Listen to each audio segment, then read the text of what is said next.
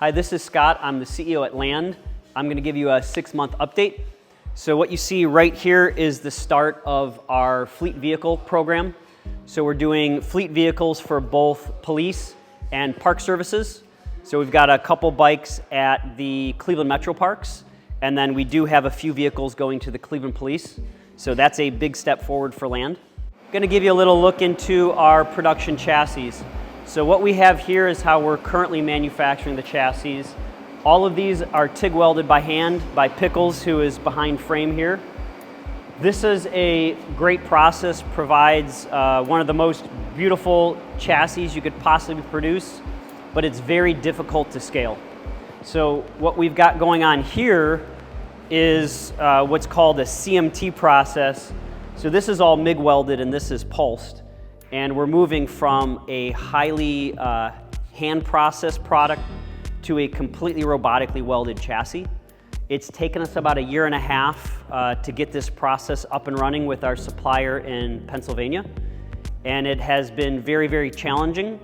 Whereas many other countries have a complete process to weld chassis, a lot of that largely went away in the US. So the manufacturer that we're working with, we had to install new tools, all new automation equipment. We had to train up workers, bring over some basically trainers from Germany, and basically re-industrialize or relearn how to do this process in the United States.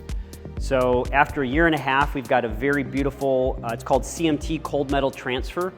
And what you do is with the MIG, you can pulse it and you get as little heat distortion as possible. So to get it fixtured, welded up, and everything ready to go has taken quite some time. There's been a lot of challenges, but we're there with production now. And I'll show you what this looks like on one of the raw frames. So you can see here, it's a really, really nice looking MIG process. But not only is it nice, you get great penetration, and because it pulses, you're getting a lot less heat distortion.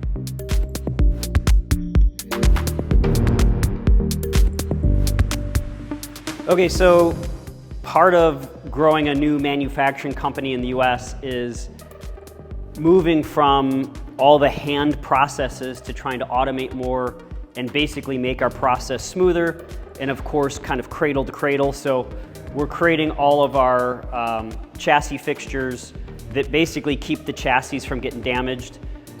We have a bunch of these we're manufacturing. These will be going back and forth between the frame manufacturer and here, and this just ensures that we can ship hundreds of frames at a time without them getting damaged. Another big part of manufacturing here in the US is basically giving everyone here a chance to keep moving up.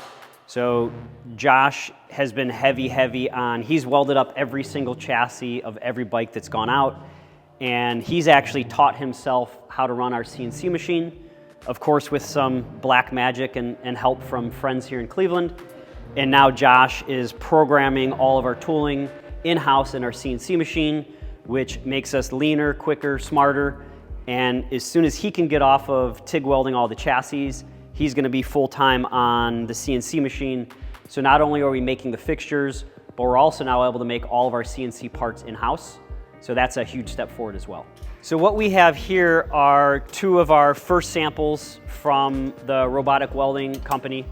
And Joe and Garrett here are test fitting all of the pieces to make sure that these are in fact in spec. And then once we're sure everything's in spec, these chassis will either go off and be powder coated, be sent back for rework or scrapped. So far, how is it looking? So far they're great. We're really looking forward to working with them. Cool. They're lining up all right. The body works good. It's going to alleviate Josh of having to make every one of these, maintain our standard. Great. So this will allow us to go from, call it 30, 40 bikes a month to hundreds of vehicles a month. And a big part of this process is just making sure that these are within spec. And this is a huge step forward. It's a bit nerve-wracking because we're going from something we have complete control over to something that we are basically putting into the control of a supplier.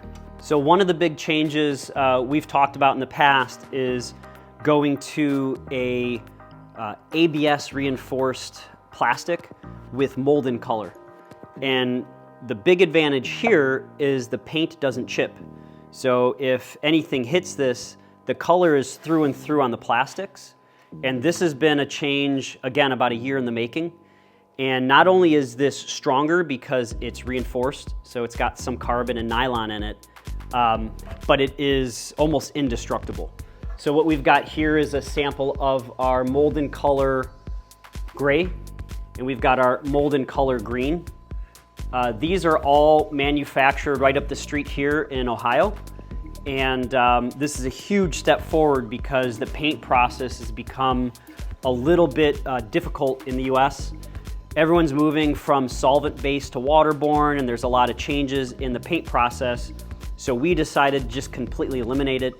And I would say the idea here is that this wears in like a pair of jeans, right? It's meant to look matte, and it's meant to look like a tool. So it'll retain its look for many, many years, but we've gone away from the super high gloss automotive finish because this is a durable good, it's a durable product, and it should last a very long time. All right, so I wanna just highlight some of the components we use. So we do use bulged aluminum handlebars.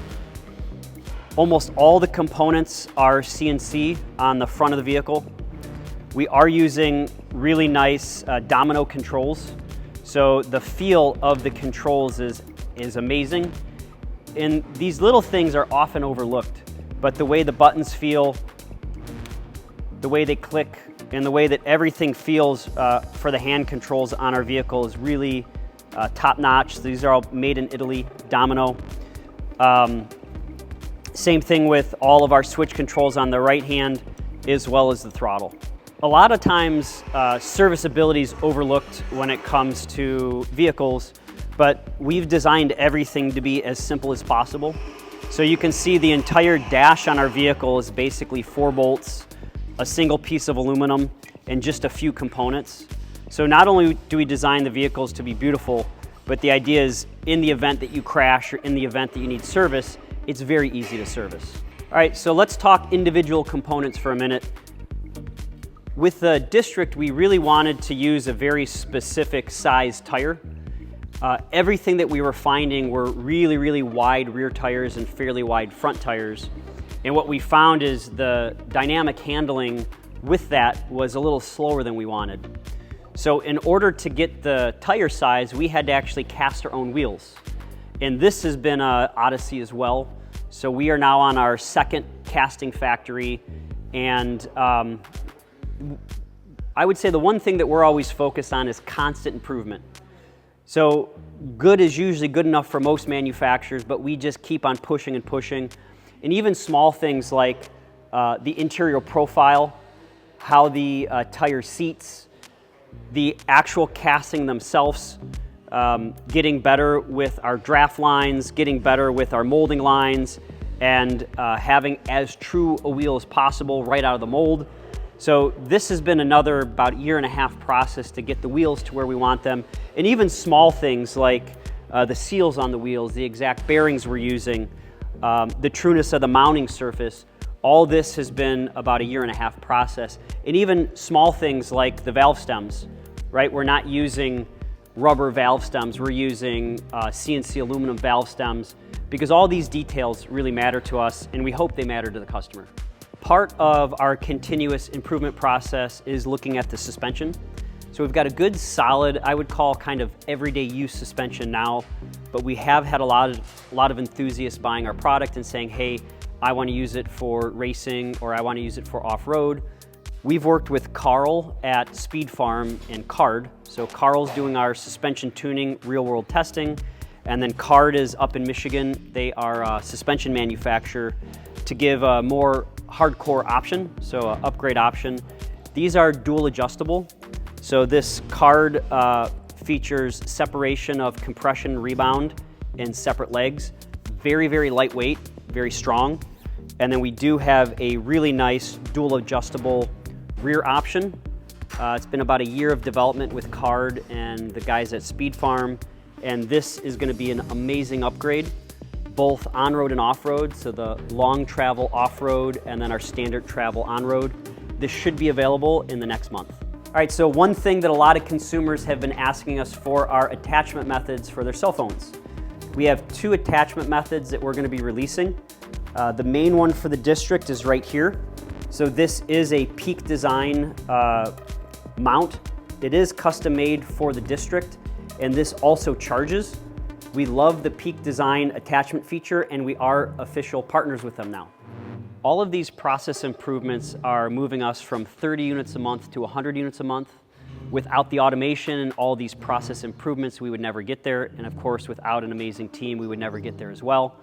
But the couple things I want to reiterate are heavily focused on US manufacturing, heavily focused on building up our own network and our own employee base, our own supplier network here in the US, and of course, building up our community. So thank you for your support. This is just a small production update. Hope to hear from you soon.